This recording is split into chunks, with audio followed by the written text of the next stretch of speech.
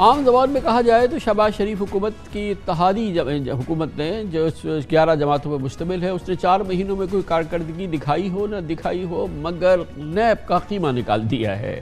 جون میں پارلیمنٹ کے مشترکہ اجلاس سے نیب قوانین میں متنازع ترامیم کو منظور کرایا گیا، پھر گزشتہ روز قومی اسمبلی اور آج سینٹ سے مزید ترامیم کے ساتھ ایک اور بل کثرت رائے سے منظور کرا لیا گیا ہے، یعنی شہباز حکومت نے پہلے نیب کے دانت توڑے پہ اور اب ہاتھ پاؤں بھی کاٹ دیے ہیں۔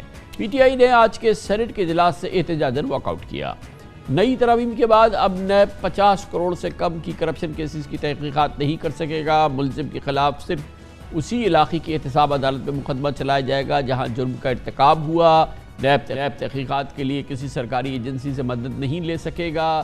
ریفرنس دائر ہو چکا ہو مگر فرد جرم عائد نہ ہو تو چیئرمین نیب کو لگے کہ ریفرنس بلا جواز ہے تو وہ عدالت سے اسے منسوخ یا واپس لینے کا بھی کہہ سکتا ہے۔ چارج فریم کرنے سے قبل ایسا ہونے کی صورت میں ملزم کو جرم سے ڈسچارج کر دیا جائے گا۔ بل کے تحت نیب آرڈیننس کا اطلاق حکومت کی ایمنسٹی اسکیم کے تحت لین دین ریاستی ملکیت کے اداروں کے بورڈ آف ڈائریکٹرز پر نہیں ہوگا۔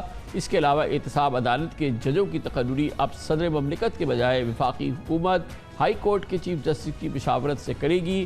ان ترامیم سے واضح طور پر لگتا ہے کہ ملک کی اہم سیاسی شخصیات کے خلاف چلنے والے تمام کیسز دفن ہو جائیں گے اور ان ترامیم کا بنیادی ہدف اور مقصد بھی شاید یہی تھا۔